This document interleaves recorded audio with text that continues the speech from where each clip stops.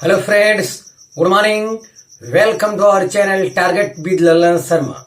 Today we will discuss about numericals on displacement time graph, velocity time graph and acceleration time graph.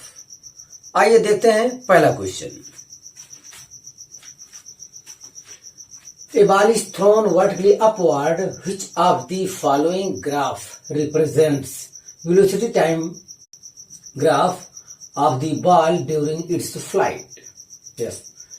तो solution में विद्यार्थी ये है केवल कि कोई बॉल है नीचे से फेंक दिया गया है, यहाँ पे ये चीज गया है, तो यहाँ पे जो वेलोसिटी होगा v ये मैक्सिमम होगा कब? जब t बराबर 0 पर. यस. और अधिकतम टाइम पर यहाँ वेलोसिटी क्या हो जाएगा? 0. जब टाइम क्या होगा? t हो जाएगा. इस कंसेप्ट का जो पालन करता है वो आपका ग्राफ होगा. तो इस कंसेप्ट पर केवल ऑप्शन डी करेक्ट हो रहा है विद्यार्थी. तो ऑप्शन डी यहाँ क्लियर करें. जब टाइम 0 है तो वेलोसिटी क्या है? मैक्सिमम है. यस. अब जैसे जैसे टाइम बढ़ेगा वेलोसिटी डिक्रीज करती चली जाएगी और अंत में यहाँ पे क्या हो जाएगा? 0. किस आधार पे ऑप्शन डी करेक्ट है.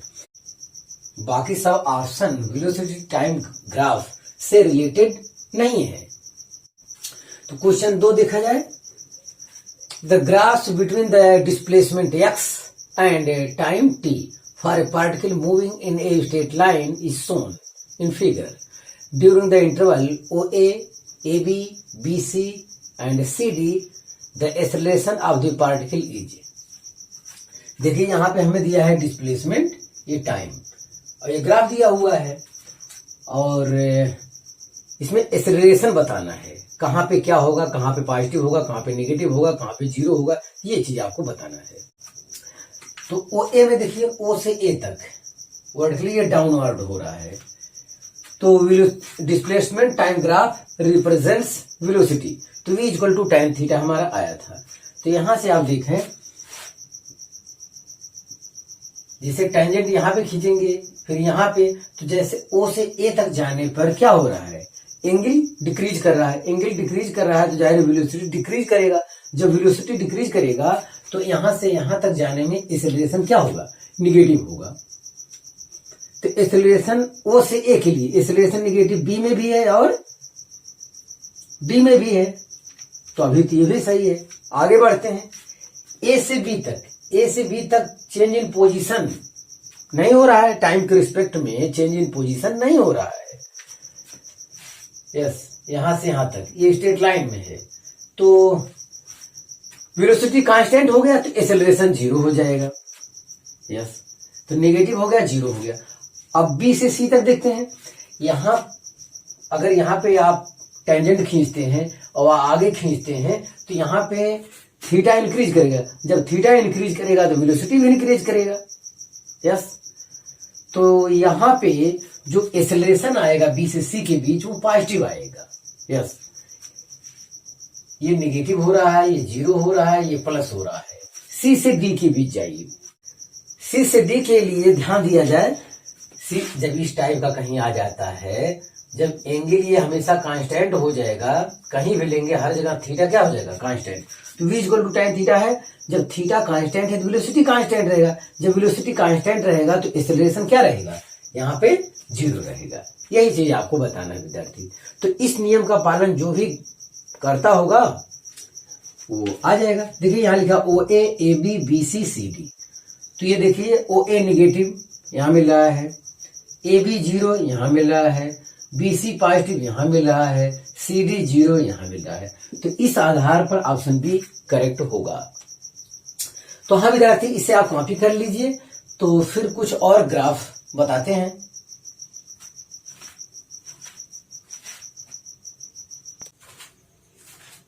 हाँ विद्यार्थी, अगला क्वेश्चन देखा जाए.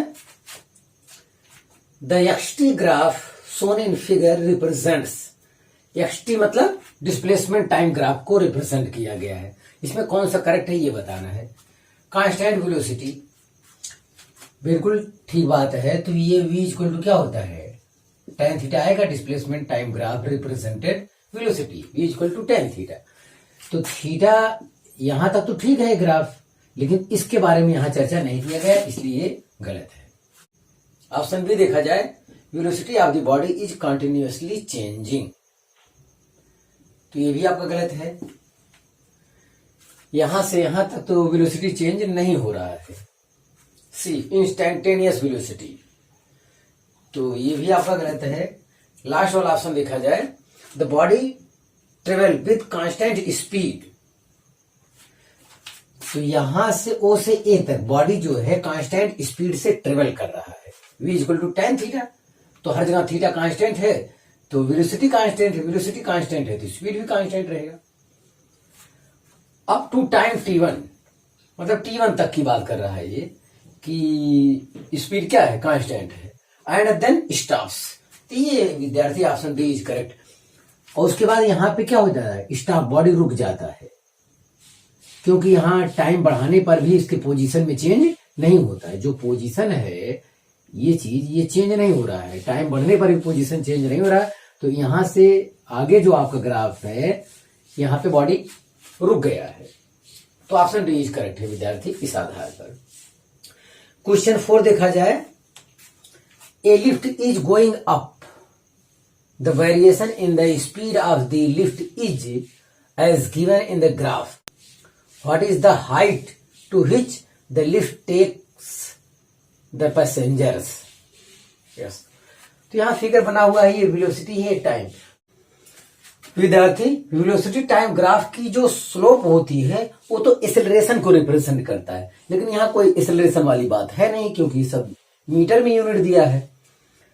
जबकि वेलोसिटी टाइम ग्राफ का जो एरिया होता है वो डिस्प्लेसमेंट को रिप्रेजेंट करता है।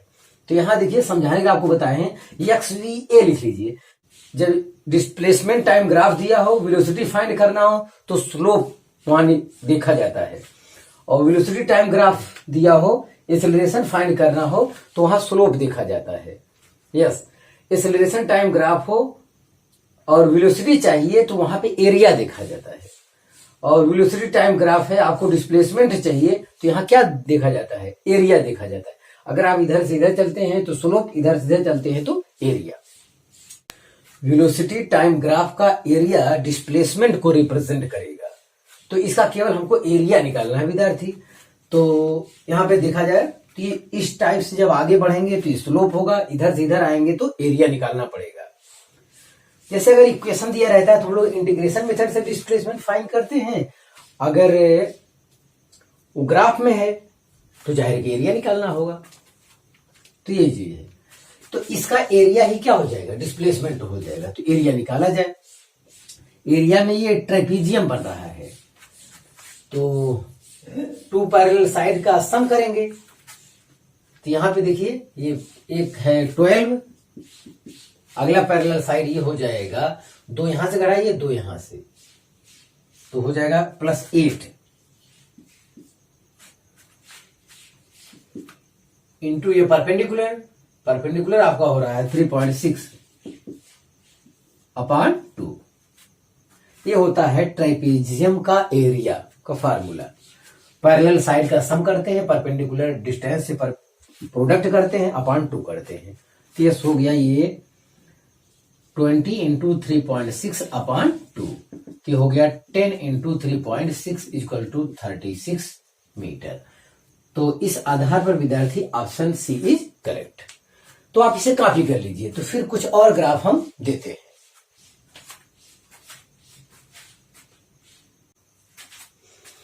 हाँ विद्यार्थी, अगला क्वेश्चन देखा जाए, the velocity time graph of a body moving in a straight line is shown in figure, the displacement and distance travel by the body in 6 second are respectively.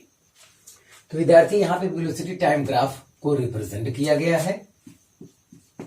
Yes, तो यहां पे डिस्प्लेसमेंट और distance दिया है। तो velocity time graph का जो area होता है वो डिस्टेंस या डिस्प्लेसमेंट को रिप्रेजेंट करता है।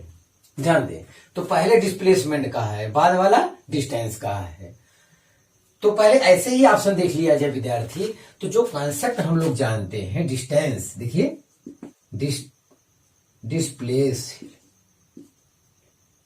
डिस्प्लेसमेंट इज लेस इक्वल क्या, डिस्टेंस। इस आधार पर ही आपका ये प्रॉब्लम सॉल्व, ऑप्शन टिक लगा सकते हैं बिना ग्राफ के ज्ञान का। तो डिस्प्लेसमेंट, देखिए डिस्प्लेसमेंट डिस्टेंस से छोटा होना चाहिए या बराबर होना चाहिए, ऐसा कहां पे है? देखिए ये ऑप्शन तो एकदम गलत है, और यहां बराबर दिखाया गया है, यहां बराबर दिखाया गया है, और ग्राफ के अनुसार ये बराबर भी नहीं हो सकता क्योंकि ये नीचे वाला एरिया है, नीचे वाला एरिया डिक्रीज करेगा। तो ये भी आपका गलत है, ये भी आपका गलत है। तो इस आधार पर ऑप्शन ए करेक्ट है।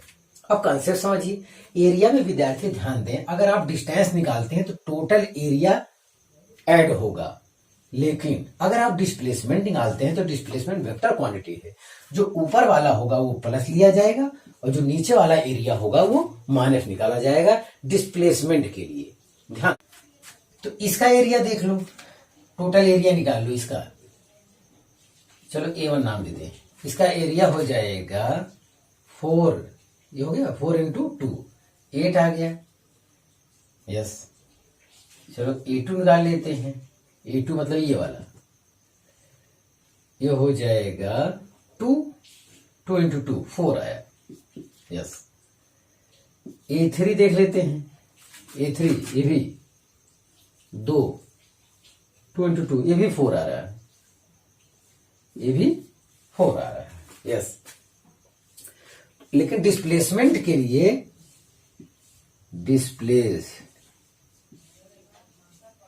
डिस्प्लेसमेंट के लिए ये प्लस होगा तो 8 है, और ये माइनस होगा और ये फिर प्लस होगा, तो मतलब डिस्प्लेसमेंट कितना आएगा 8 मीटर, जबकि डिस्टेंस ऐड हो जाएगा, डिस्टेंस ये वेक्टर क्वांटिटी नहीं है, टोटल ऐड होगा, तो 8 + 4 + 4 = 16 मीटर, ये डिस्टेंस हो जाएगा। उस आधार पे ऑप्शन ए इज करेक्ट।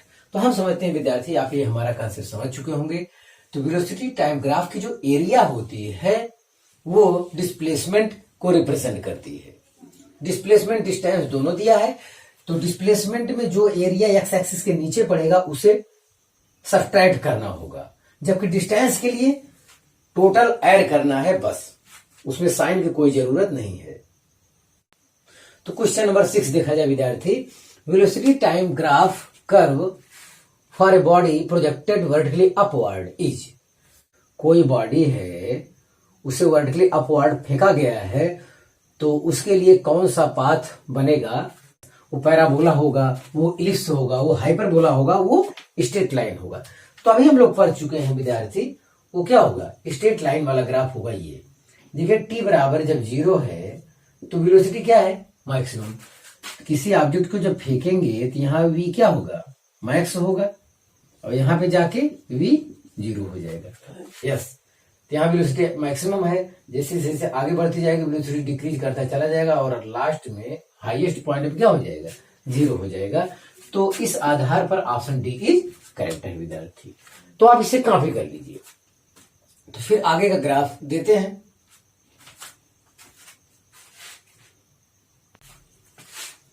हाँ विद्यार्थी, अगला क्वेश्चन देखा जाए,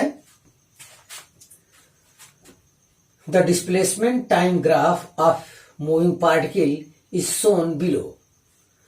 ये डिस्प्लेसमेंट टाइम ग्राफ को रिप्रेजेंट किया गया है। क्वेश्चन पूछा है the instantaneous velocity of the particle is negative at the point.